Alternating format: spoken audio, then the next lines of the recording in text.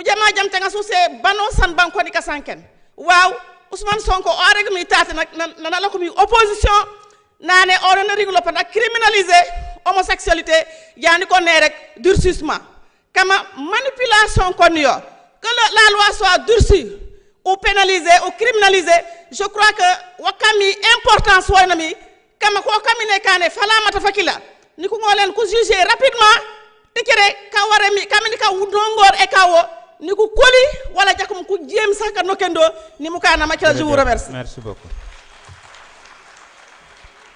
Guy Marius Sagna, vous avez la parole. Awa Sonko se prépare.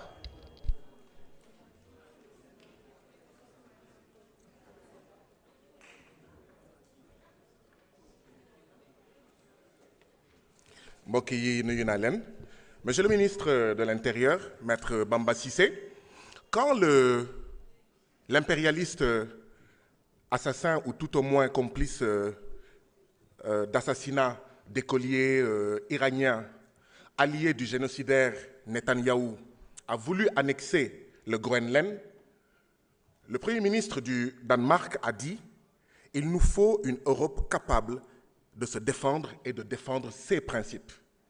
Monsieur le ministre de l'Intérieur, transmettez à M. Ousmane Sonko, Premier ministre du Sénégal, nos remerciements pour amener ici un projet de loi dont le seul objectif est de défendre les principes du Sénégal.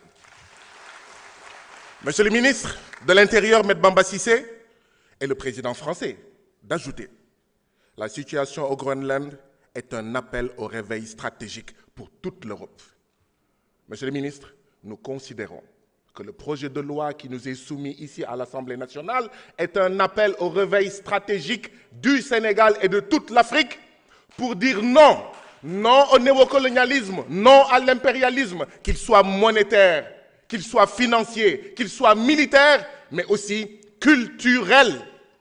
Monsieur le ministre, à ceux qui seraient tentés d'en douter, qu'il y a un impérialisme et un néocolonialisme culturel, je voudrais rappeler ce que disait un de nos dignes prédécesseurs, Cheikh Anta Diop, qui parlait de poison culturel savamment inoculé dès la plus tendre enfance. Nous considérons que les valeurs LGBTQ constituent, à travers des télés, des chaînes, à travers des ambassades qui financent des associations de LGBTQ, un poison culturel savamment inoculé dans notre peuple.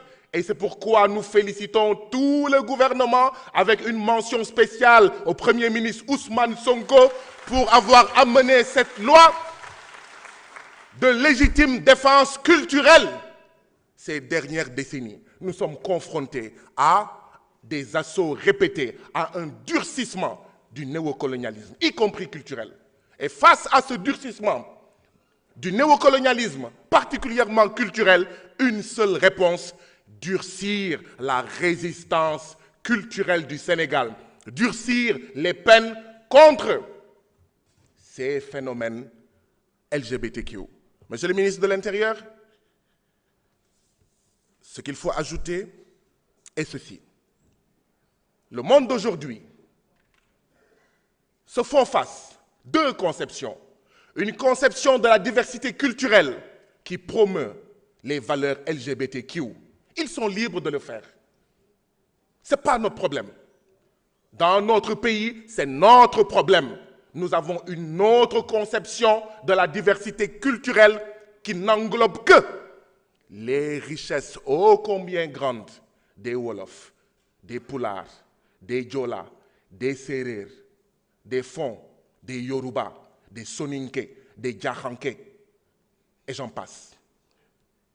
Et ce projet de loi-là dit de manière claire et sans ambiguïté que nous sommes pour la diversité culturelle africaine dans le cas d'espèces sénégalaises.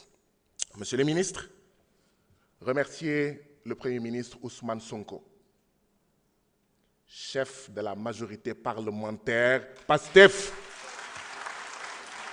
seul chef, unique chef de la majorité parlementaire PASTEF.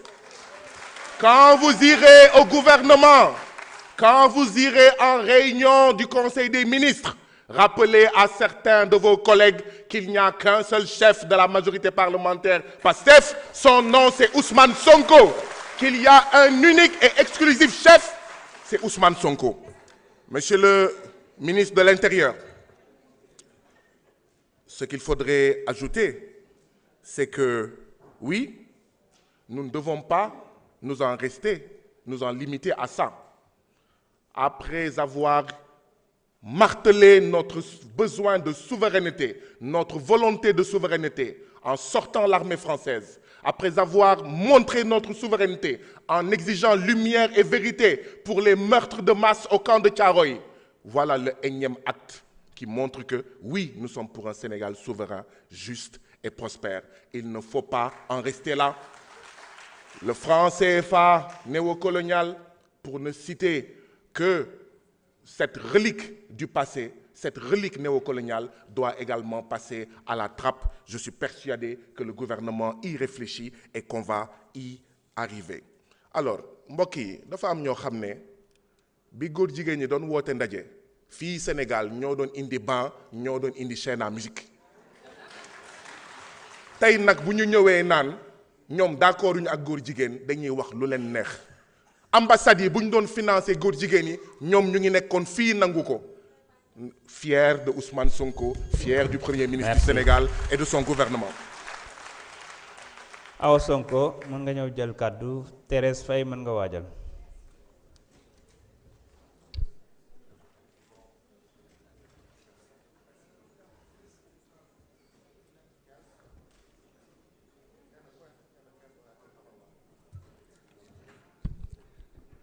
Merci président. Asalaamaaleykum wa rahmatullah. Monsieur le ministre ñu ngi lay nuyu. Chers collègues nuyu naa leen, chers assistants. Honorable Guy Marius, il faut ajouter le président Ousmane Sonko, président du PASTEF. Moom moo yore majorité gouvernementale. Il est le chef du gouvernement. Te boo xoolee daje bi amoon keroog ci samedi bi ñaari ministre rek lañ fa gisoon. Kon le reste des ministres sont des ministres pastefiens.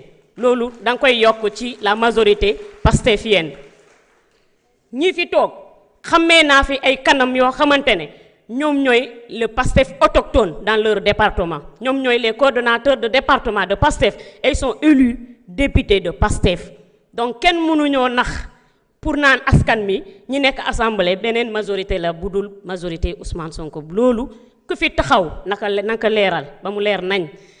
ma ñëw ci sujet bi ñu teg tey mooy loi bi dama yaakaar ne ñun jigéen yi comme ni ko keneen waxee fii ñun la Ousmane Sonko yërëm ginnaaw bu mu xamee lu diine wax ci jigéen moo tax mu jël ay responsabilités am porté ko ñun suñu projet politique bëri na loo xamante ne ñoo ko digle sénégalais yi te boobu ba tey def nañ 2 ans yu bëri defuñu ko mooy lu mel ni loi bi ba tax nag ñu ko doon def ñi yaakaar ne comme dañu waxoon justice à nos martyrs ba tey amuñu succès ñu wax fii ñi nga xamante ni ñoo luubal alalu réew mi ñu leen di gis ñoom ñooy jël vol yi di dem di dikk homosexuels yi ñu ne ah ñun kon de war nañu gën a baral parce que comme ñi waxoon nañ dañuy def justice aux martyrs defuñu ko